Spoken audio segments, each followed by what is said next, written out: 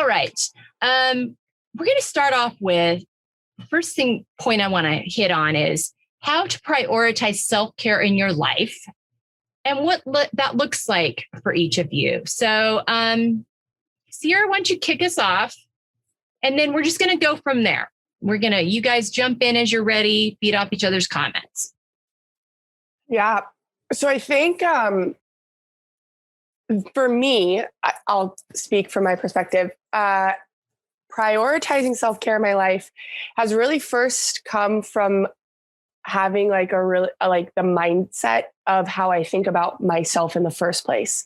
So I've been able to prioritize self-care once I have believed that I was worthy enough to receive it. Once I have believed that I was worthy to be taken care of by myself, worthy of rest, worthy of that I was enough, things like that I would say if I didn't have that, I don't think I could have prioritized self-care. Otherwise, it's just like a thing to do on the checklist. So that's where I think I started, was a really long journey into that I'm still on, believing that I'm worthy of it in the first place. And then around from there, it just turned into being able to say, identify what I need and say that it's worth the time to get it. And we might get into this, but setting boundaries, communicating to the people around me.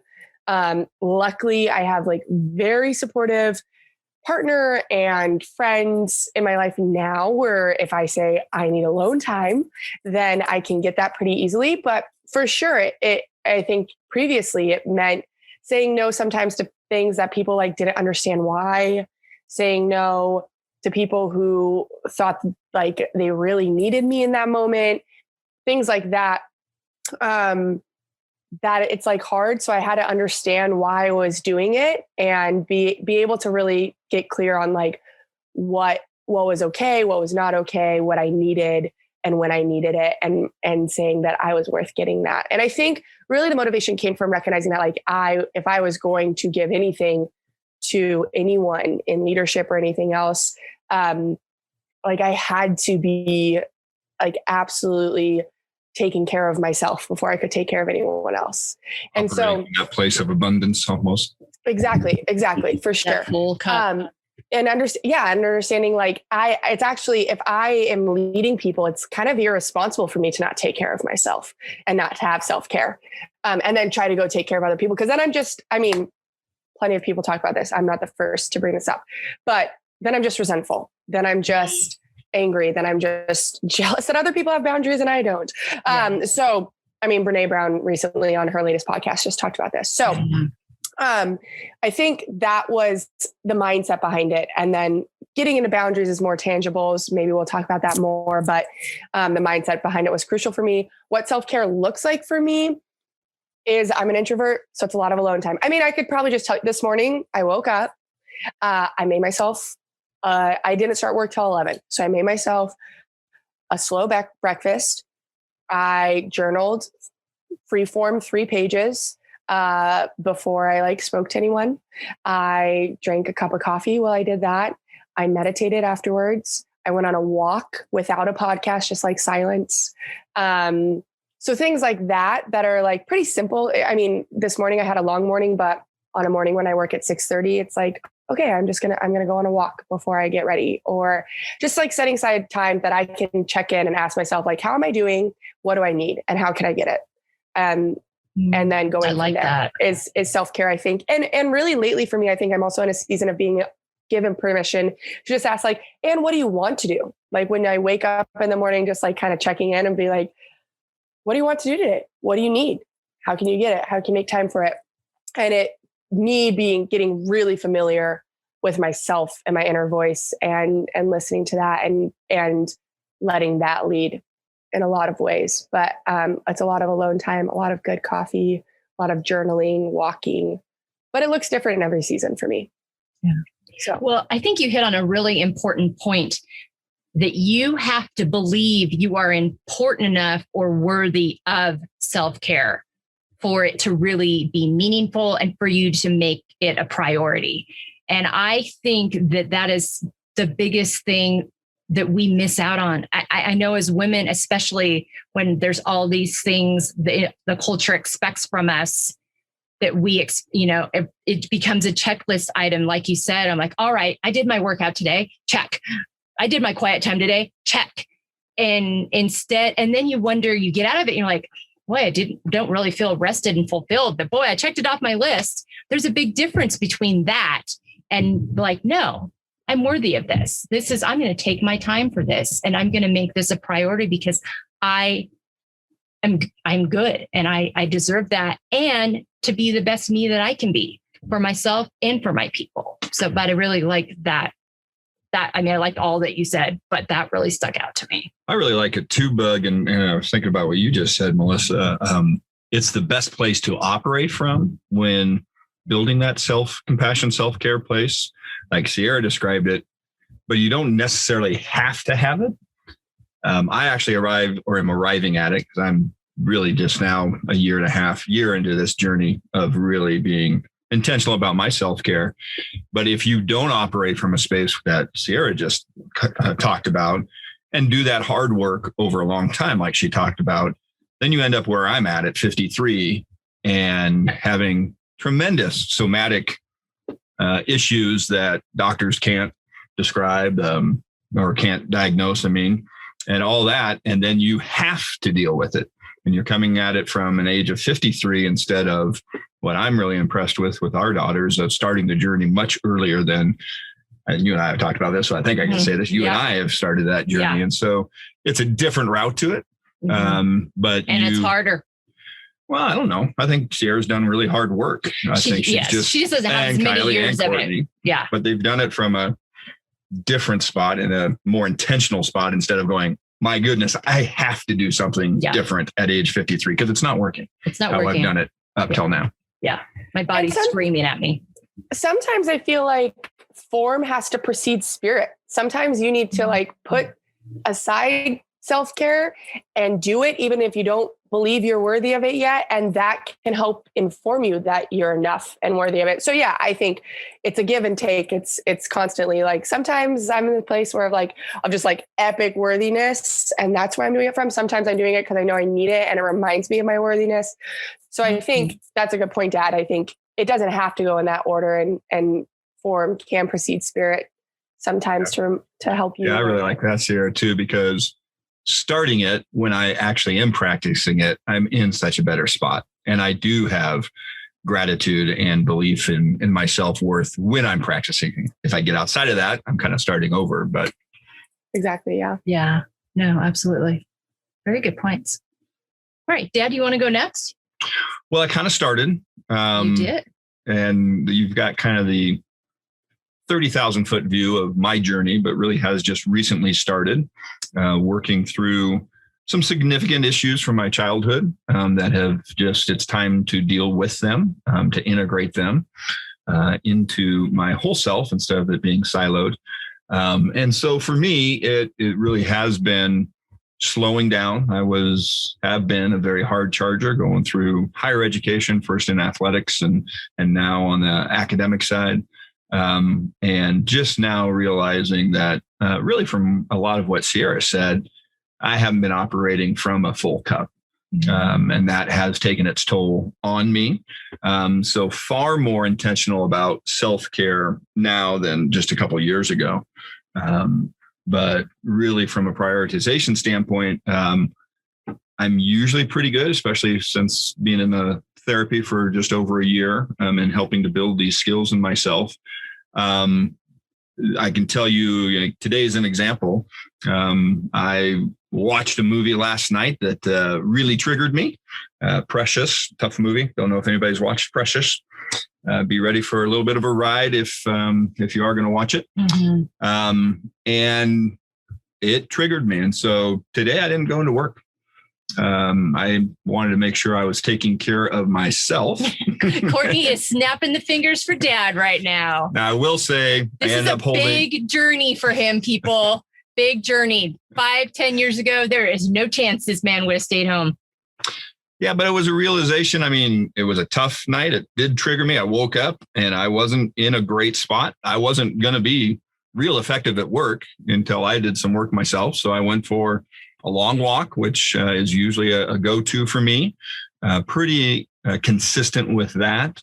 But for me, listened to some music, really did some journaling, and just sat quietly, some mindfulness and some reflection to really try and get myself to a better spot.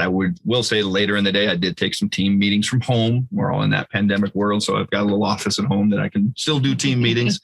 But I ended up taking the morning off and really just focusing on myself and processing what I was dealing with after watching the movie and all the rest, and just finding ways to be intentional about me. In the old days, I would have just, okay, I'm going to soldier on. I'm going to go to work. Nobody's going to see a thing. I'm not going to let myself feel anything.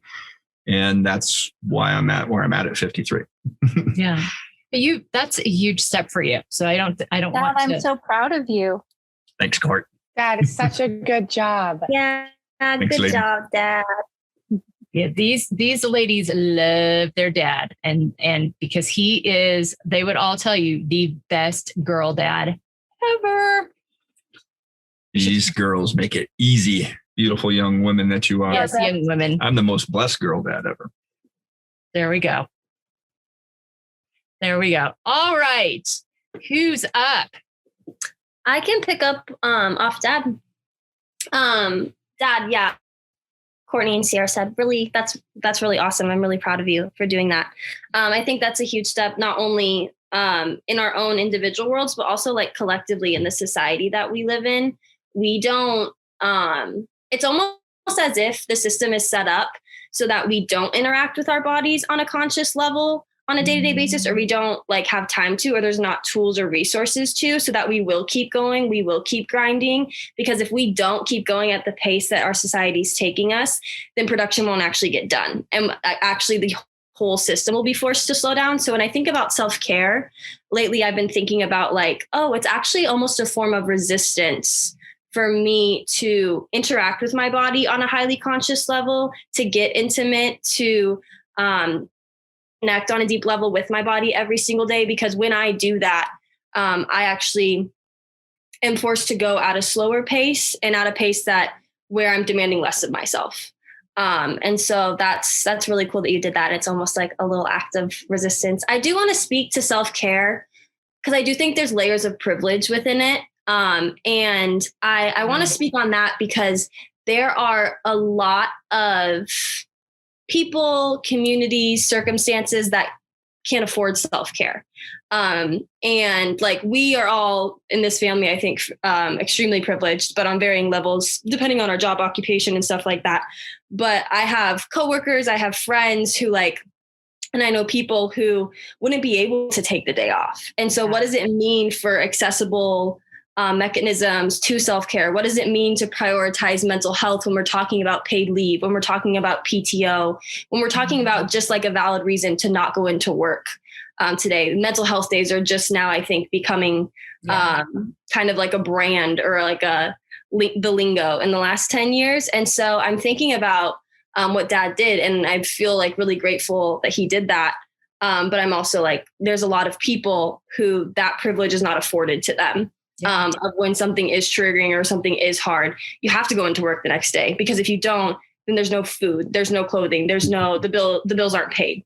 And that's very, very real. So I think about self-care both in how commodified it's become in our society, and like it's almost become a brand when we think about like superficial levels of self-care. So getting below the brand and then really like indulging in intentional self-care for myself. So what does it mean for me to actually like move almost from self-care to self-indulgence to like self-love in that moment of like, I can put on a face mask for 10 minutes and like maybe feel good about my skin, or I can leave work early because I have a headache, which I did today because I had a stress-induced headache, and go home and do yoga for an hour and a half and like really get to know like what's understanding and what's going on in my body and why I have a headache, instead of just taking that 10 minutes of face masks. So I think speaking on what Dad said, I think it's both knowing when to stop and also knowing how deep to go.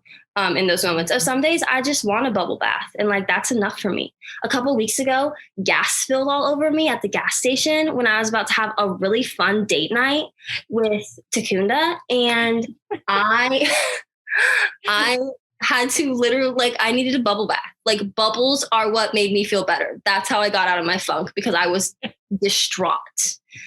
Yes, she was, folks. This is not a lie. No, my sixth trait, and I'm proud of this one, I don't think it's a negative one, is dramatic. I go in and I go deep, and I went deep that night. Both sisters are laughing right now.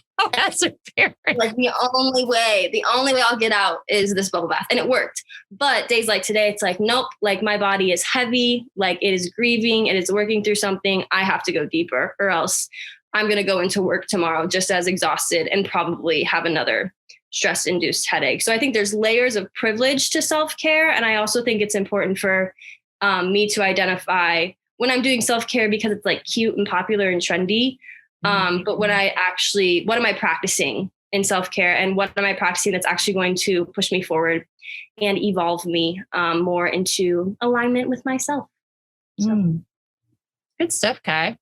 Awesome stuff. Good stuff. Yeah, very good point on the privilege piece. I think that is really important in this kind of this capitalistic culture that we live in, and these people that are working hard. I mean, we live in Texas where the minimum wage is low, and people are having to work 2 and 3 hourly jobs where they're working 7 days a week, and just to put food in their family's mouths. So I think the whole other discussion is, what does self-care look like for them? I mean, is there a space for them to take 5 minutes, 10 minutes, half an hour somewhere where they can actually just focus on themselves, because they are giving so much all the time? So yeah, that is super valid point, Kylie. Thank you for bringing that up.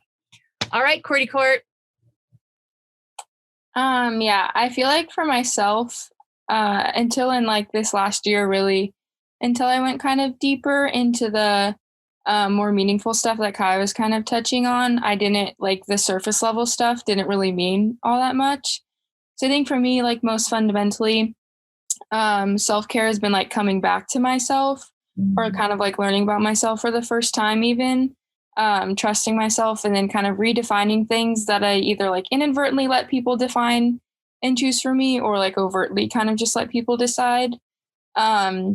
So like most recently, in a handful of different ways, it's kind of looked like being more aware and intentional of like the spaces I'm in and the people I find myself around, and just like no longer staying in unhealthy and harmful environments, and calling that like brave or strong or right, while simultaneously kind of like giving into the fear or the top belief even that quitting or leaving is like wrong or weak somehow. And I think that just comes from like remembering that I have autonomy. And I know myself best. And because I know myself best, I make like really, really, really good decisions for myself, which I found out last year. Just like was playing college volleyball at a school in New York, ended up quitting and like going to the opposite side of the country to come to OSU to study art when I was studying business, and just like found out that I got into the art program the other day, and like all these different things. So yeah, I think it's just been getting to know myself, and then I'm just more quiet and introverted, and kind of always have been super introspective. And so, just kind of getting to 22 years old and be like, I don't have to have a lot of friends. I probably never will, but my God, the friends I have are friggin' legit. Including ride or dies, baby. They are ride or dies. So, yeah, just kind of finding out how personal self-care is. And I don't think, like, I have stuff in common, obviously, with Kai and Sierra, since we're so close, but, like, outside of that, there's not a ton of, like, people or spaces out there that I would say look exactly like the self-care that I have chosen for myself type of thing. So, yeah, I think just realizing how personal it is, because I think until I went kind of into the depth, I don't take naps. I'm not a yoga person, like those type of things that people generally think of when they think of self-care.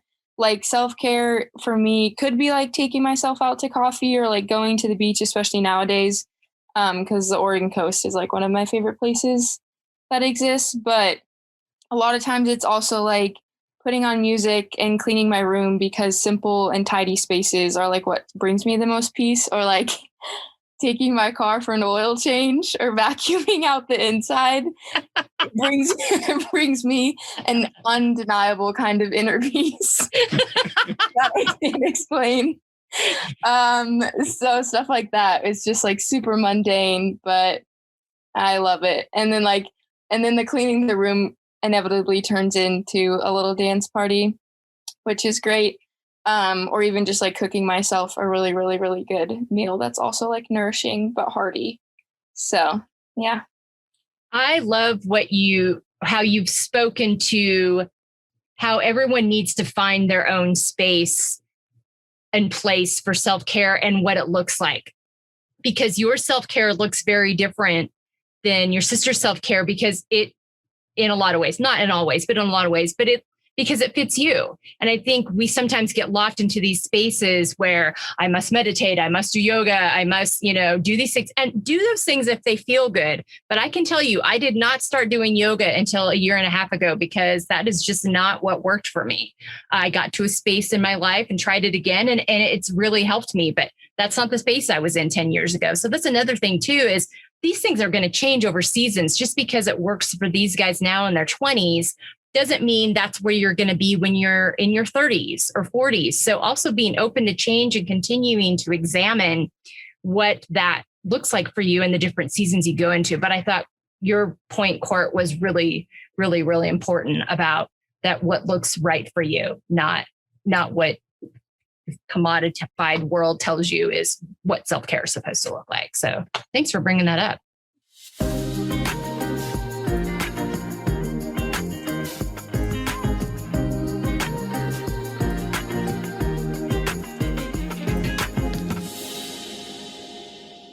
All right. Are we ready for boundaries, babes?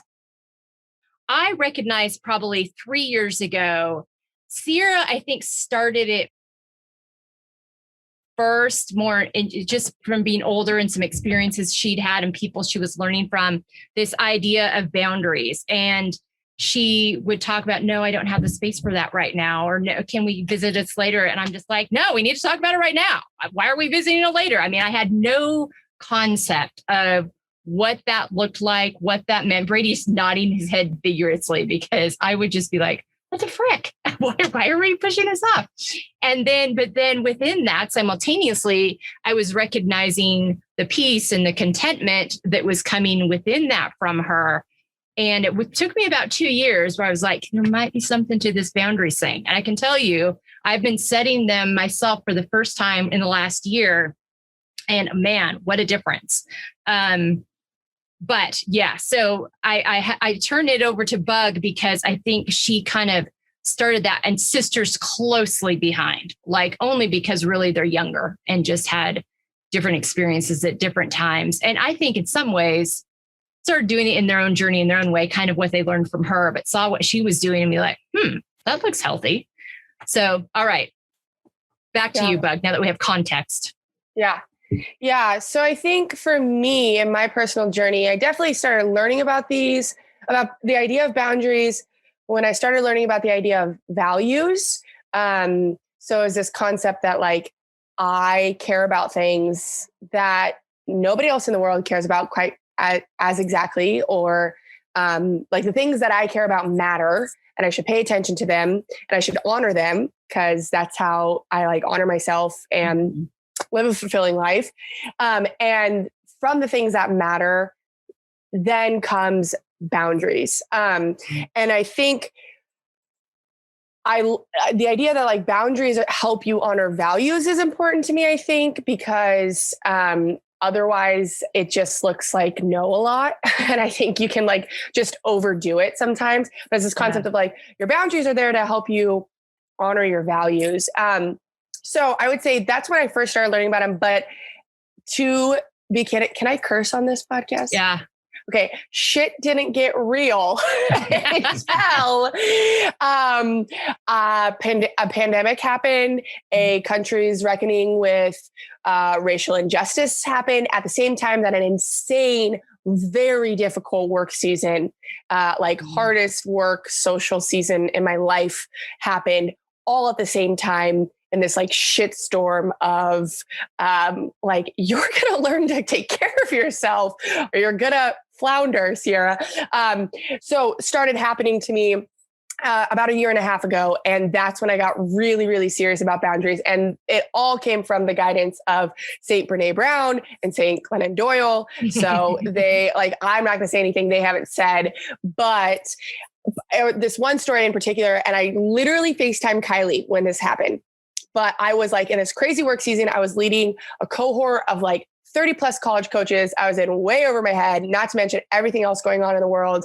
I had all the emotions, and a friend came to me and was like, hey, on Friday, I'm working like a 50-hour plus work week.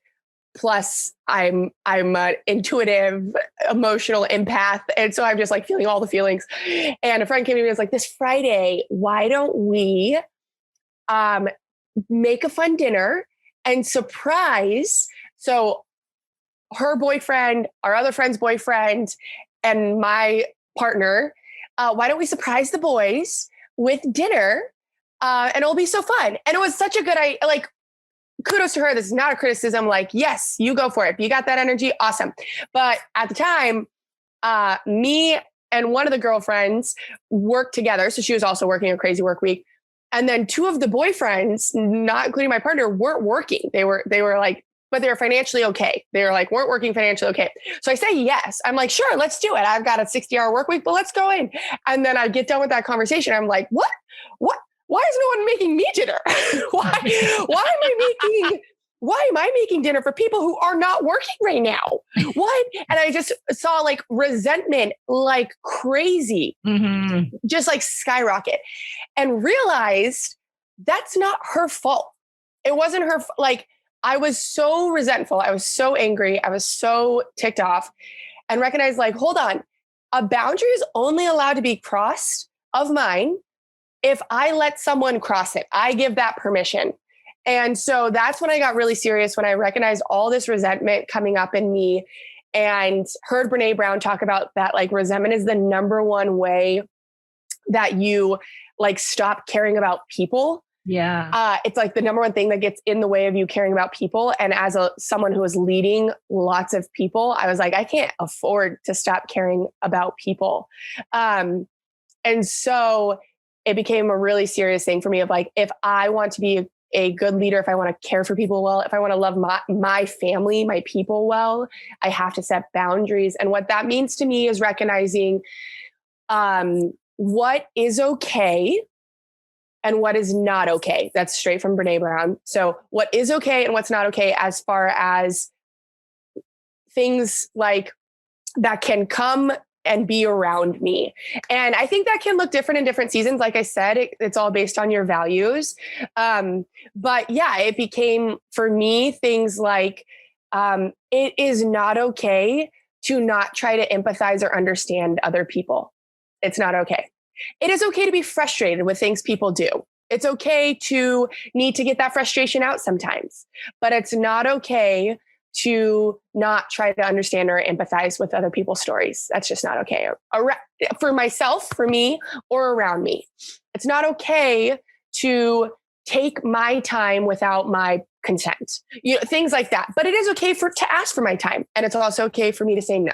So things like that, where it's what is okay, what's not okay, all with the guidepost of this is so I can fight to honor my values so that I am not just constantly accidentally resentful all the time. Because then it's I showed up to that dinner, I made dinner for people and I hated them the whole time. I was just seething. I'm you enjoy that taco. What have you done this week? And that's not fair to them. It's I want to enjoy the people I'm around. So now with our family, when someone's hey, I got something hard to share, can I share it? I'll say no and reschedule because I want to be fully present with them because they matter enough to me, but I can't show up halfway if a boundary is being crossed, because then I'm not honoring them or myself. So that's been my experience with boundaries ever. All the time, I will say it's me walking around and being bumping into things and be like, oh, I guess there needs to be a boundary there. I didn't know, but I'm angry. Or like running into something else and be like, oh, I'm crying. I guess there needs to be a boundary there. So this is like always growing and learning. And I'm kind of in a season, last thing, I'm kind of in a season now of learning, like I became heavily boundaried in a really hard season that I'm now coming out of. And it's reassessing of like, wow, I can become less boundaried now. Yeah. I don't need to put up as hard of boundaries as I did then, because I'm around safer people. I'm in a healthier space. It's a less crazy season. I feel healthier mentally. And so even learning that balance of like swinging heavy into boundaries and now being able to come out of those boundaries a little bit too. And just based on the season, always asking what is okay for me right now, what's not okay around me. And sometimes those things don't change, but sometimes they do. Yeah.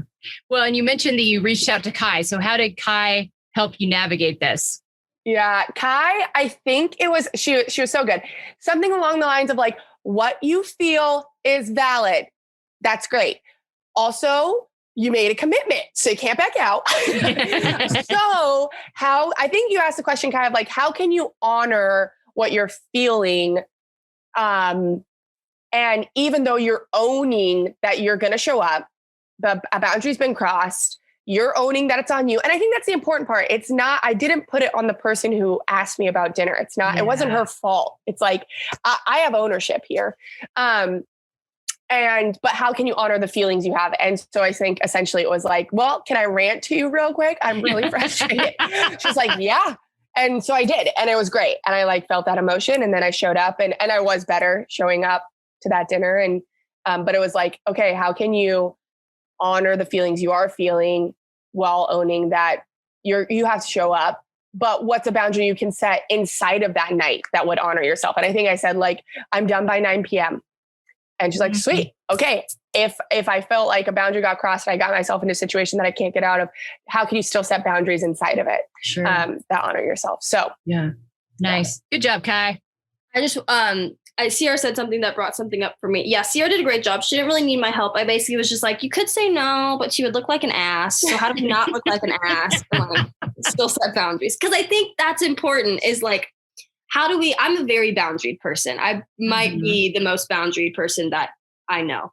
And I am constant, and I have to operate that way because I'm a highly sensitive person. So I actually am pretty like, yeah, I understand this might be inconvenient for people, but also I move through the world in a way. And so I have to set this up in a certain specific way. And the people that know me know and respect it. Knowing self and what's appropriate for self is really important inside of that.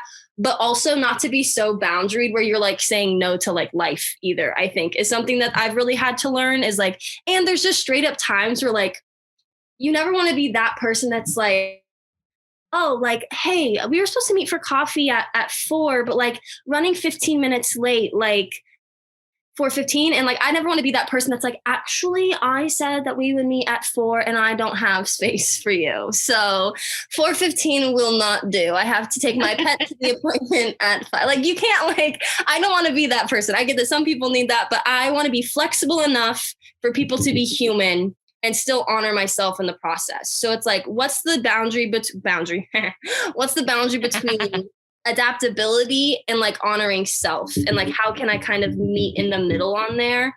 So that was that's all I was saying is like she did a really good job of being adaptable and boundaried, which I think is important. So socially at least. Well, I think the point you're making, Kai, is I think the whole point of boundaries is so that you can show up in the world as your best self or show up for your people as much as you want to, not so that boundaries become your whole world.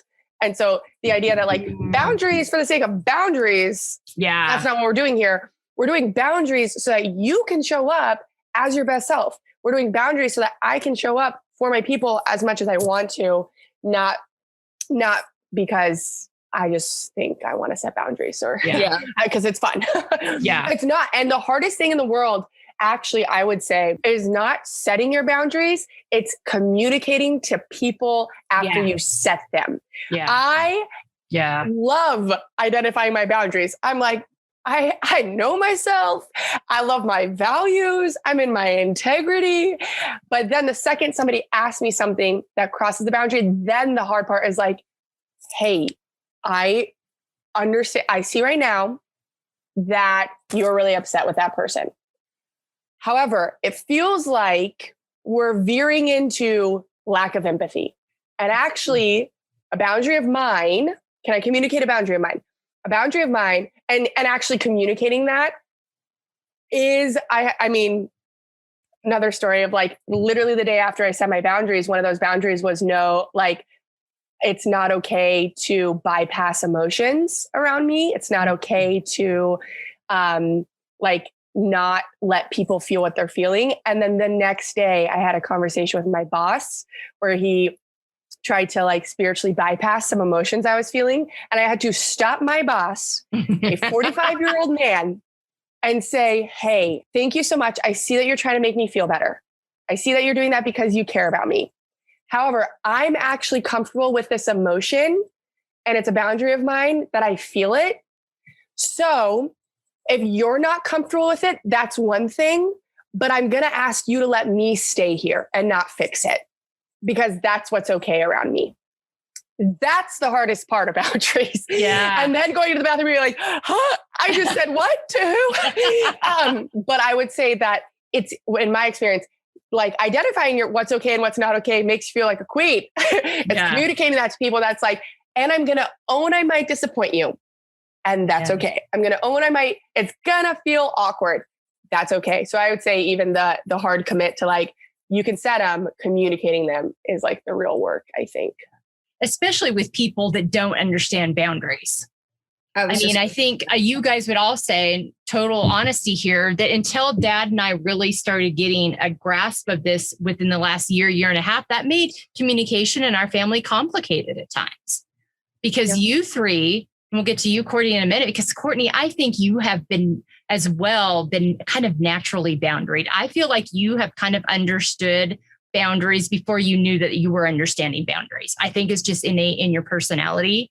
And Courtney is our very discerning child, like all discerning, but she's like the one that like, okay, I got to introduce this guy to Mom and Dad, but boy, Courtney's the one we really got to get this guy okayed with, because if, she will never let herself or her sisters settle for anything less than what they're worthy of. So anyway, we'll get to that in a minute. But I think that in the last year, Dad and I having the language to say, we've got something really heavy to discuss with you. Do you have the capacity emotionally for that now? Whereas even like a year ago, when Kylie and Courtney were at home with us for a while, I would sometimes have something on my mind, be up for a couple hours. Kylie'd come out, not even had her coffee yet. And I'd be like, and Kylie had the courage and the emotional confidence and maturity to say, Mom, not okay. We can have that conversation in an hour or two, or I'll let you know when I'm ready, but I need you to not do that to me when I first wake up in the morning. Okay, understood. She was very clear. And that was kind of like, oh yeah. And Dad and I were just starting to get into it. And probably shortly thereafter, we actually, would you agree, Braid? We actually started knowing to ask the question of each other and of them. Yeah, I think we definitely developed that language because of our awesome daughters. I think for me, and I don't know if you want to go to Courtney now, because I don't want to leave her hanging, but I was going to build off everything that was being said here. I think for me, I actually started doing boundary work well before self-care and self-compassion work out of necessity. And it's such important work. And for me, because of what I'm walking through therapy-wise and all the rest, I've actually, most of my life, not believed in boundaries. Boundaries are to be broken, to charge through, and didn't have boundaries. Certainly when I was in higher education athletics, I mean, I was working 80 to 100-hour weeks and sleeping 3 to 4 hours a night and all the rest. No boundaries whatsoever. I'd go anywhere, meet with anybody, do whatever my bosses wanted me to do.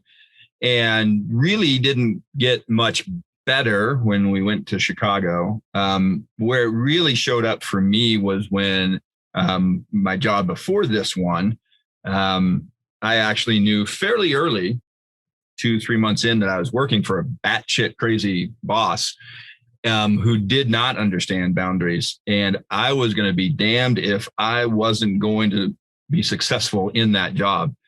And really what came to be was there was no way to be successful in that job with that individual as the leader.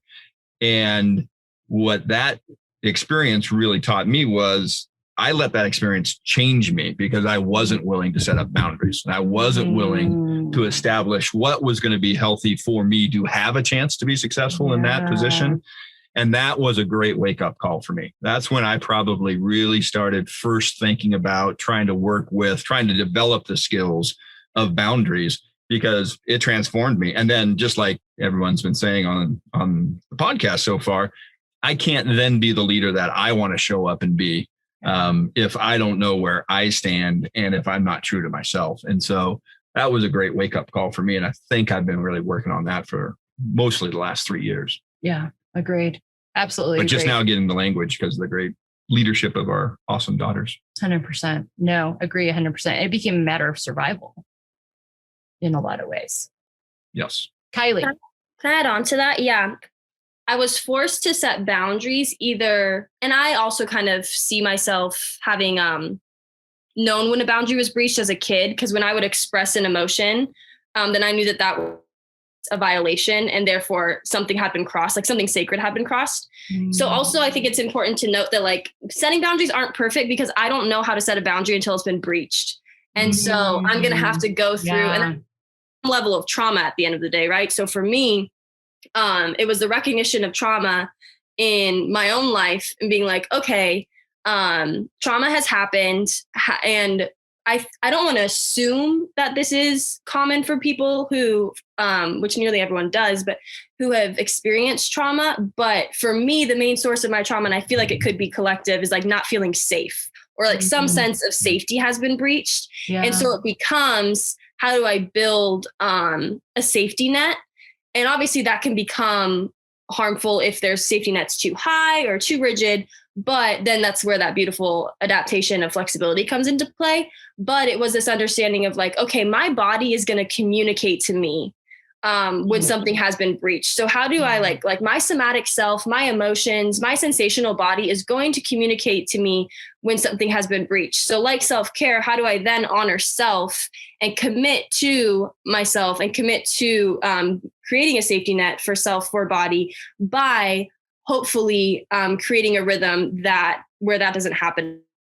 Or if it happens, there are systems set up in place to where I care for myself properly. So I also think, much like survival, you'll either have something that's like breached or you'll feel it in your body. I had chronic illness for years as a kid that very much communicated that there was something somatic. There was a disconnect in my body where boundaries needed to be put into place. So it'll either show up in your body or it'll show up in, I don't know, I guess illness or something. Emotions are like, I lost my tool we have. Yeah. It's getting to 10 o'clock. And that's the issue with our society, right? I mean, we're really in a spot with, I would love what you're saying, Kylie, and I'm just now starting that.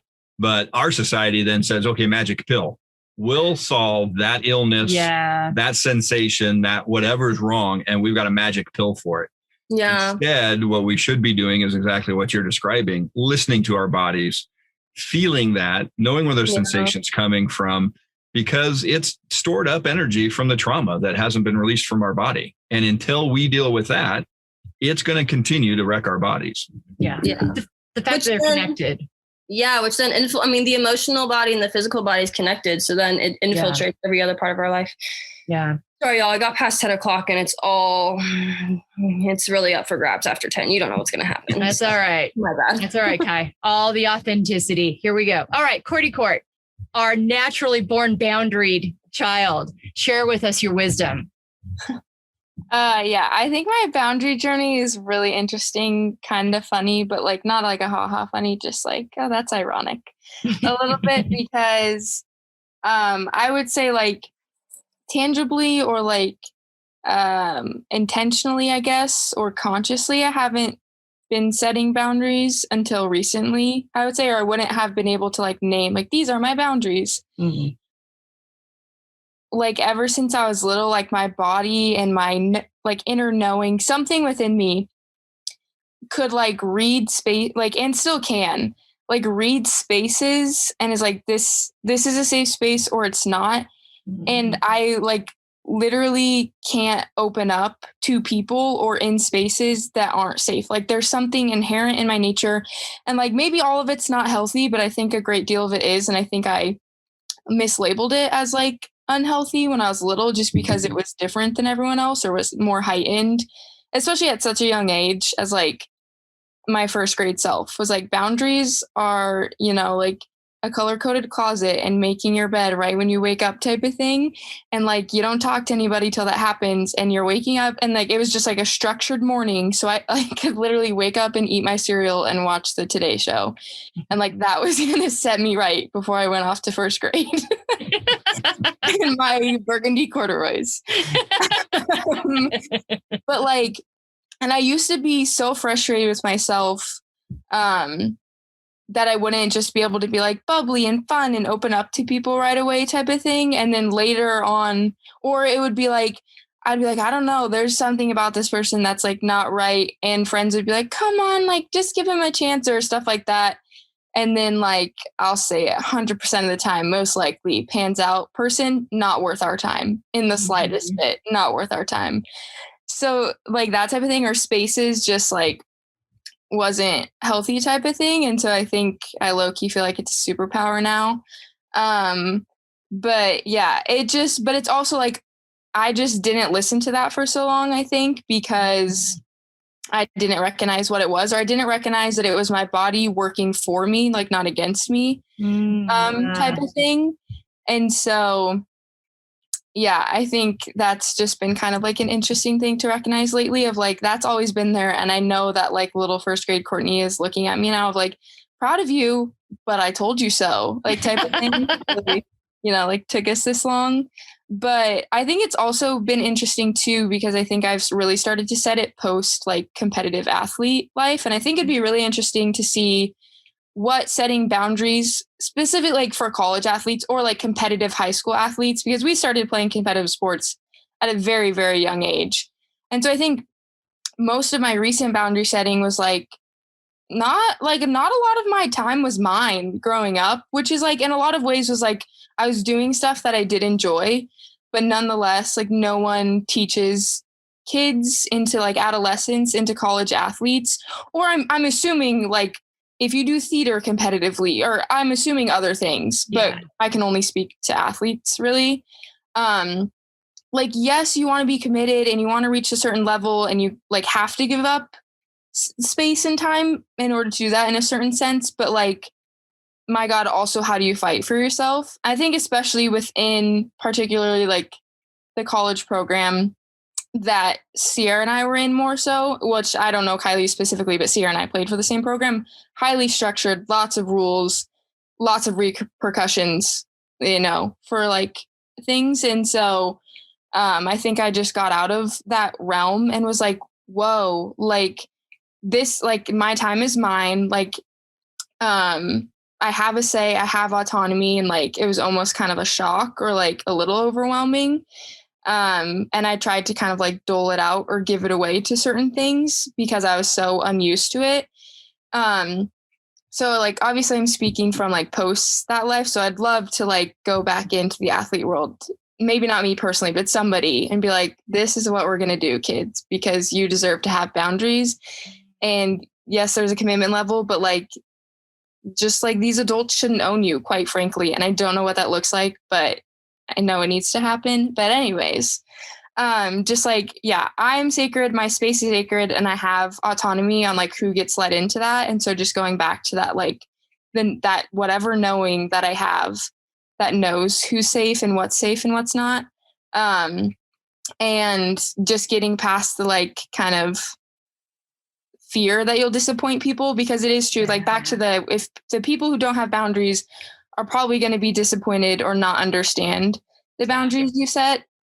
But like, my God, that's not my responsibility at all type of thing. Like there's a respect to have for people within that, and an understanding to extend when people don't have boundaries.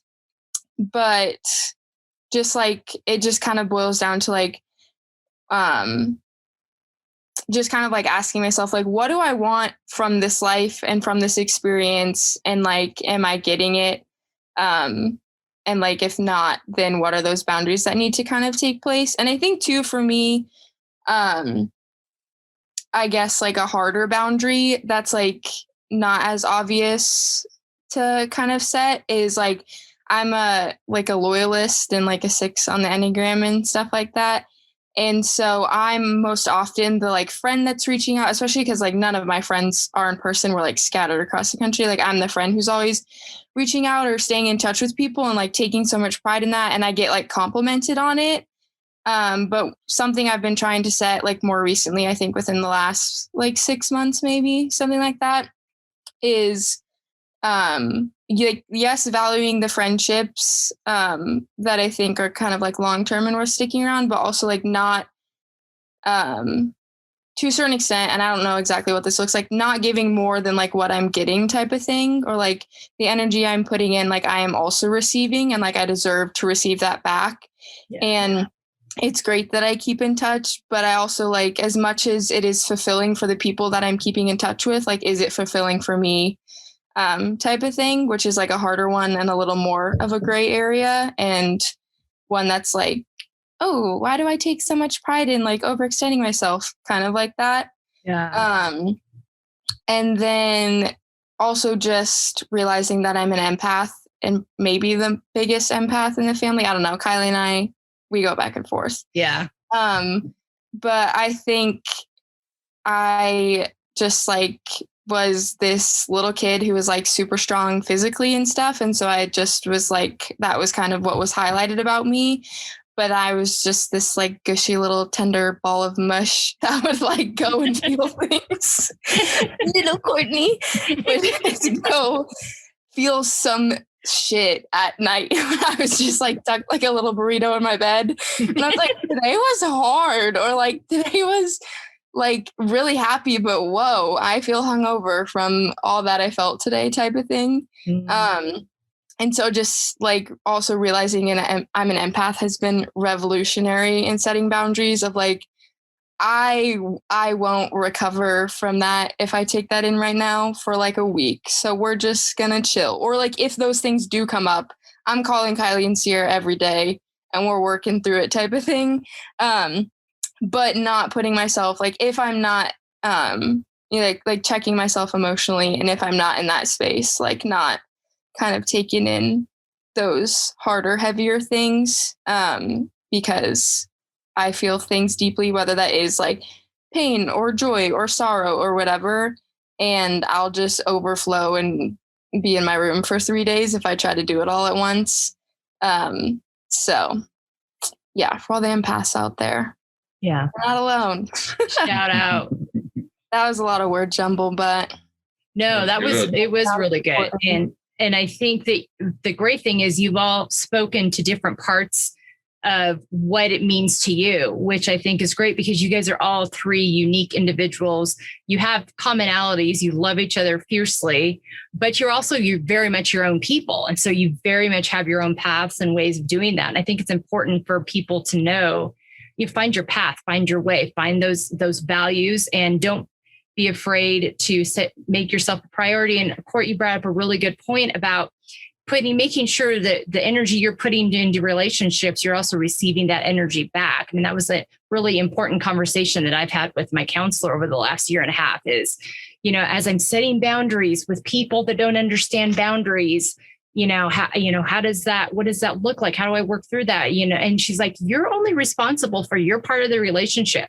It is not your responsibility to chase them down. And the girls in Brady will agree with this. I am guilty of overly explaining myself to justify why I'm doing something. And she's like, you don't need to justify that. You've set a boundary. It's important to you. And that's what matters. And I think that is something that you do really well, Court, and you all do. But I think that if I, one of the things I have to get past is I wish I would have understood boundaries 26 and a half years ago, 27 years ago, because Bug's almost 27. Because I think that would have, that would have changed everything about the way I handled myself and how we handled raising you. But, we're learning now, we're coming together. And I think my next question, because one of the next points we were going to talk about is how we take care of our emotional health as much as our physical health. But I think we've really already addressed that. We've talked about the fact that these things are connected to each other. They're not separate. And so we have to address them together and recognize how those things affect our bodies and not try to put them in boxes or compartmentalize them. Would you guys agree with that? Everybody speak up. Anybody? Definitely. I think that's what I had thought about previously when thinking about this was I just don't know if I will ever define one probably without the other. And I think even more so recently because I think I never took into account my emotional health as an athlete type of thing. And no one ever asked. Cause you're just it kind of goes back to the valid reasons for leaving work or whatever is also valid reasons for leaving practice or that type of thing. And so I think more so than anything now, it's just asking myself, how do I feel? How does my body feel? Where's my energy level at? And Kylie and I have dealt with this with our health issues too. Mm-hmm.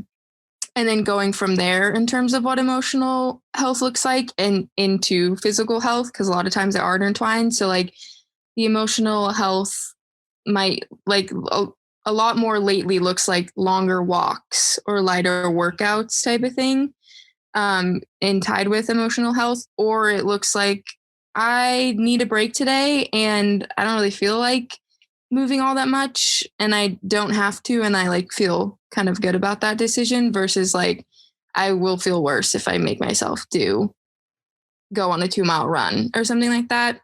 Yeah. And so it's just included a lot more checking in, I think. Yeah, really good point. Kai, did you have something?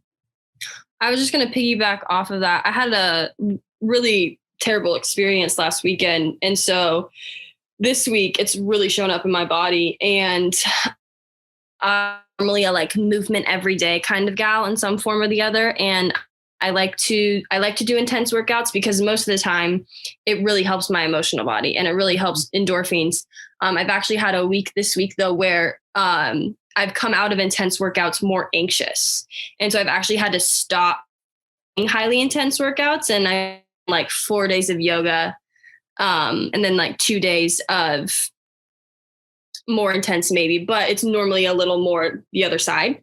And so I think part of integrating emotional health and physical health is losing kind of the stigma around what physical health is in terms of an arbitrary number or a scale or however that might look for people or what society says physical health is. Sure. For myself. And then realizing actually taking care of myself 1 week can really look like a lot of light movement or yoga or meditation that's more focused on working through the emotions in my body than Orange Theory, burning calories, all that jazz, which is what maybe other weeks it would be the reverse. And so I think I've really redefined my overall definition of health, in the sense that it doesn't necessarily mean how I look. I'm trying to decenter appearance-based health and centralize sensation-based health. So how do I feel after a workout, or how do I feel after moving my body? And how can I best match the movement that I have set for that week with the way that my body is responding to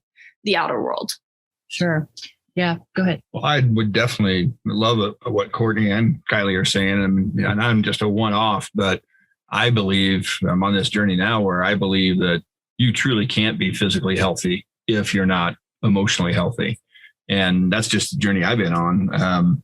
Starting into therapy, starting to really deal with, understand my feelings, establish boundaries, do the self-care, has led to, I think, the secondary thing. Yes, I've lost 65 pounds in the last year, but I wouldn't be there without starting to address my emotional health. I am 100% in belief of that I wouldn't be where I am nearly a year later if I hadn't started dealing with my emotional health. Oh, yeah. 100%. I mean, I wouldn't have been in the ER in September of 2019 if I was emotionally healthy. I mean, I talked about that in the first episode quite a bit. And there's just no question that they're connected. And I think that what I love about our family is, and really led by our daughters, is that we've found that journey and understand that connectivity there. Bug, did you have any thoughts before we move on to the next topic? Yeah, the only thing I would say is I remember like this concept of like what is emotional health was really foreign to me when I first started hearing it. So just like bare bones basics that was like helpful was like validate how you're feeling, ask yourself how you're feeling, write it down. I think what was crazy for me is when I first started dating my partner, Tim, now, it was this really crazy revelation that like, oh, okay, not only like before I could just feel how I'm feeling and not have to tell anyone about it. I mean, I was feeling it and I was going to project it on people because your emotions go somewhere. So they come out whether or not you know they're coming out. But no one's really holding you accountable to that because they're not seeing you all the time. And then all of a sudden you start doing life with this other person. And it's like, oh, you mean you want to hear why I'm acting the way I'm acting? And I have to articulate that to you? What? Oh, okay. Hold on. How am I feeling? What are my options? So I think seriously, Google, like it was so helpful to me. I just Googled an emotions, like words, feelings chart. I would spend 5 minutes. This is 5 minutes of my day, either at lunch, at the beginning of the day, at the end of the day, pick 3 of those emotions, write down why, and then just leave it. Like you don't even have to do anything beyond that unless you want to take it a step further and ask like, and now what do I need based on those emotions? But I think really bare bones, how do you start investing in your emotional health? Like people, like, I mean, all of these people are so literate in now how they're feeling and how's that affecting their bodies and things like that. But the beginning of that process looks simply like name your emotions, validate them. They're not wrong. They're how you feel. You literally can't control it. They are what they are.